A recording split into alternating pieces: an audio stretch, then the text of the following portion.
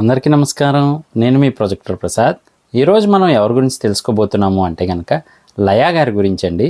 మరి ఆవిడ గురించి తెలుసుకునే ముందు కొత్తగా మన ఛానల్ చూస్తే కనుక ప్లీజ్ సబ్స్క్రైబ్ చేసుకోండి. అలాగే వీడియోని లైక్ చేసి సపోర్ట్ చేయండి.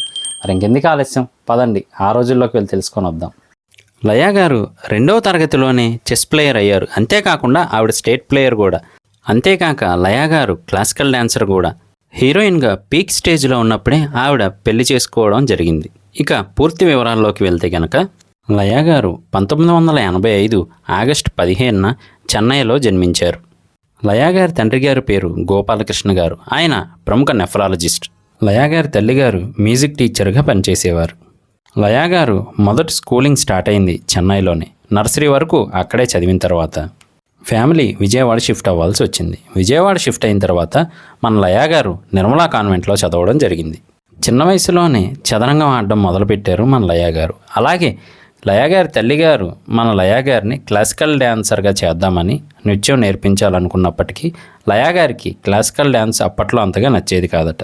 అయితే ఒకసారి తన మిత్రులు డ్యాన్స్ ప్రదర్శన ఇవ్వడంతో మన లయా గారికి క్లాసికల్ డ్యాన్స్ ఇంత బాగుంటుందా అని అర్థమై నేను కూడా క్లాసికల్ డ్యాన్స్ నేర్చుకుంటానని చెప్పడంతో తల్లిగారు కూడా కోరుకున్నది అదే కాబట్టి వెంటనే రామచంద్రమూర్తి గారి దగ్గర డ్యాన్స్ నేర్చుకోవడానికి జాయిన్ చేయడం జరిగింది. అక్కడ కూచిపూడి నాట్యం నేర్చుకున్నారు. ఒకవైపు నాట్యం నేర్చుకుంటూనే మరొకవైపు చెస్ ఆడుతూ మరొకవైపు చదువును కూడా కొనసాగించారు లయా గారు. ఇదిలా ఉండగా ఒకసారి లయా గారు స్కూల్ తరపున విహారయాత్రకి హైదరాబాద్ వచ్చారు. అప్పుడు హైదరాబాద్లోని రవీంద్ర భారతి హరిహర భవన్లో ఆ స్కూల్కి సంబంధించిన విద్యార్థులు ప్రదర్శనలో ఇచ్చారు. అదే సమయంలో సినిమా డైరెక్టర్ అయిన అక్కినేని కుటుంబరావు గారు బాలల చిత్రం భద్రం కొడుకులో నటించడానికి చిన్నపిల్లల కోసం వెతుకుతూ ఉన్నారు. అప్పుడు ఆయన ఈ పిల్లలను చూసి వీళ్ళనే యాక్టర్స్గా పెట్టుకుంటే సరిపోతుంది కదా అని అనుకుంటూ లయా గారిని చూసినప్పుడు ఆవిడ చూడచక్కగా ఉండడం, అలాగే ధైర్యంగా మాట్లాడగలగడం, నటన కూడా సహజంగా ఉండడంతో ఈ సినిమాలో ఈ అమ్మాయి అయితే కరెక్ట్గా సరిపోతుంది కదా అనుకున్నారట. అయితే ఇదే విషయాన్ని లయా గారిని అడిగి వాళ్ళ అమ్మా నాన్నల గారి దగ్గర కూడా పర్మిషన్ తీసుకొని మొత్తానికి ఆ చిత్రంలో నటింపజేశారు. అప్పటికి మన లయా గారు 4వ తరగతి మాత్రమే చదువుతూ ఉన్నారు. అయితే ఈ చిత్రం అన్ని చోట్ల కాకపోయినా రిలీజ్ అయిన చోట్ల మాత్రం మంచి టాక్ని సొంతం చేసుకోగా ఇందులో నటించినందుకు గాను బాలనటుడిగా సంతోష్ రెడ్డి అనే వ్యక్తికి జాతీయ ఉత్తమ బాలనటుడిగా అవార్డు లభించడంతో పాటు ఈ చిత్రానికి నంది అవార్డు అలాగే నేషనల్ అవార్డు కూడా దక్కాయి. ఆ తర్వాత మళ్ళీ సినిమాల్లో నటించలేదు లయా గారు. 10వ తరగతి వరకు ఒకవైపు చదువు, కూచిపూడి, మరొక వైపు చెస్, ఇలా మూడింటిని ఎంతో ఇష్టంగా కంప్లీట్ చేస్తూ వచ్చారు. అలాగే నృత్య ప్రదర్శనలు కూడా ఇచ్చారు. దాంతోపాటుగానే చెస్లో కూడా స్టేట్ ఛాంపియన్గా నిలిచారు చాలాసార్లు. నిజానికి అప్పట్లో లయ గారికి సినిమాల్లో నటించాలన్న ఉద్దేశం లేకపోయినప్పటికీ వాళ్ళ స్నేహితులు మాత్రం నువ్వు బాగా నటిస్తావు, బాగా డైలాగ్స్ చెప్పగలవు, అలాగే చక్కగా డ్యాన్స్ చేస్తావు, నువ్వెందుకు సినిమాల్లో నటించకూడదు అని ప్రోత్సహించేవారట. వాళ్ళు అలా అనడంతో లయ గారు ఈసారి మళ్ళీ ఛాన్స్ వస్తే నటిద్దామని నిర్ణయించుకున్నారు. ఆ సమయంలోనే లయా గారి తండ్రి గారికి మళ్ళీ తిరుపతి ట్రాన్స్ఫర్ అయింది. అప్పట్లో దర్శకేంద్రుడు కె రాఘవేంద్రరావు గారు ఒక సినిమా కోసమని ఆర్టిస్టులను సెలెక్ట్ చేయడం మొదలుపెట్టారు. అయితే ఆ సెలక్షన్స్లో ఫస్ట్ ప్లేస్లో తనూజ గారు, సెకండ్ ప్లేస్లో లయా గారు, 3వ ప్లేస్లో ప్రత్యూష గారు వచ్చారు. ఫస్ట్ ప్లేస్లో వచ్చిన తనూజ గారిని పరదేశీ చిత్రంలో హీరోయిన్గా పెట్టారు. అయితే సెకండ్ ప్లేస్లో వచ్చిన లయ గారికి ఛాన్స్ వచ్చినట్టే వచ్చి మిస్ అయిందనే చెప్పాలి. అయితే ఆ సెలక్షన్ షో మొత్తాన్ని చూసిన విజయభాస్కర్ గారు అందులో లయ గారిని గుర్తించి తను తీయబోయే చిత్రంలో అవకాశం ఇస్తానని చెప్పారట. అయితే అప్పట్లో ఇంటర్ చదువుతున్న లయ గారు వాళ్ళ తల్లిదండ్రులను కనుక్కొని చెప్పాలన్నారట. అయితే అప్పుడు కె విజయభాస్కర్ గారు లయ గారి తల్లిదండ్రులను కలవగా లయ గారి తల్లిదండ్రులకి మొదటి నుంచి సినిమాల్లో లయ గారు నటించడం అంతగా ఇష్టం ఉండేది కాదట. అందువల్ల డైరెక్ట్గా లయ గారితోనే ఇలా అన్నారట, నీకు నిజంగా సినిమాల్లో నటించాలని ఉంటే నువ్వు వెళ్ళు, అంతే తప్ప డబ్బు సంపాదించాలనో పేరు సంపాదించాలనో అని మాత్రం వెళ్ళకు అని చెప్పారట. అందుకు బదులుగా లయా గారు ముందుగా ఒక చిత్రంలో నటించి చూస్తాను, పర్లేదనిపిస్తే నేను కంటిన్యూ చేస్తాను, లేదు అంటే ఆపేస్తాను అని చెప్పారట. మొత్తానికి లయా గారు హీరోయిన్గా సెలెక్ట్ అయ్యి సినిమాకి ఓకే చెప్పేశారు. అయితే ఆ చిత్రం ఇంకేదో కాదండి, స్వయంవరం చిత్రం. అందులోనే మన తొట్టెంపూడి వేణు గారు హీరోగా నటించగా లయ గారు హీరోయిన్గా నటించారు. ఈ చిత్రం ఆల్మోస్ట్ అయిపోతుంది అనగా అప్పట్లో లయ గారు ఇంటర్ సెకండ్ ఇయర్ చదువుతూ ఉండగా ఒకవైపు ఎగ్జామ్స్కి వాటికి వెళ్తూనే ఇంకొక వైపు షూటింగ్కి వస్తుండేవారట. అయితే లయ గారికి కాలేజ్ తరపు నుంచి కూడా ప్రోత్సాహం రావడంతో ఆవిడికి నటించడం, ఎగ్జామ్స్ రాయడం ఇంకా సులభతరమైందనే చెప్పాలి. అయితే కరెక్ట్గా ఆ సినిమా రిలీజ్ అవుతున్న సమయంలోనే మన లయ గారికి కెమిస్ట్రీ ఎగ్జామ్ ఉందట. ఫ్రెండ్స్ అందరూ ఆ సినిమాకి వెళ్దామని చెప్పగా నేను చదివిందే అంతంత మాత్రం, మళ్ళీ ఇప్పుడు ఎగ్జామ్తో పాటు సినిమా అంటే చాలా కష్టమైపోతుంది, తర్వాత ఇంకెప్పుడైనా చూద్దాంలే అంటే ఫ్రెండ్స్ మాత్రం నువ్వు నటించిన సినిమా నువ్వు చూడకపోతే ఎలా, ఒకవేళ అది హిట్ అయితే పర్లేదు, లేదు అనుకుంటే థియేటర్లోంచి తీసేస్తారు, అప్పుడు మనం చూడాలనుకున్నా చూడలేం కదా అన్నారట. ఆ సినిమా చూసిన తర్వాత లయ గారికి ఇంకా కొంచెం బాగా నటిస్తే బాగుండేమో అనిపించిందట. అదే సమయంలో చిరంజీవి గారి ఇద్దరు మిత్రులు, మరొక వైపు నరసింహ సినిమాలు రిలీజ్ అయ్యాయి. ఈ పోటీ మధ్యలో రావడమే కాక అప్పట్లో విజయభాస్కర్ గారికి ఇది రెండవ సినిమా. అంతేకాక నటీనటులు, నిర్మాత అందరూ కొత్త వాళ్ళు కావడంతో మొదట్లో జనాల్లోకి వెళ్ళకపోయినప్పటికీ రెండో వారం గడిచిన తర్వాత నుంచి కూడా హిట్ టాక్తో మంచి సినిమాగా ప్రజాదరణ పొందింది. నిజానికి ఆ సినిమాలో నటించే నాటికి లయ గారు ఎటువంటి యాక్టింగ్ కోర్సు చేయలేదు. కానీ డైరెక్టర్ అయిన విజయభాస్కర్ గారు, హీరో అయిన వేణు గారు బాగా ప్రోత్సహించడంతో ఆవిడ సహజ నటిగా గుర్తింపును పొందగలిగారు. ఈ సినిమాలో నటనకు గాను వేణు గారికి అలాగే లయ గారికి ఉత్తమ నటీనటులుగా నంది స్పెషల్ జ్యూరీ అవార్డులు కూడా వచ్చాయి అప్పట్లో. అలాగే బెస్ట్ మ్యూజిక్ డైరెక్టర్గా వందే మాతరం శ్రీనివాస్ గారికి, అలాగే ఉత్తమ గాయనిగా కెఎస్ చిత్ర గారికి కూడా నంది అవార్డులు వచ్చాయి. అయితే ఈ సినిమా షూటింగ్ సమయంలో ఒక సమస్య వచ్చింది లయ గారికి.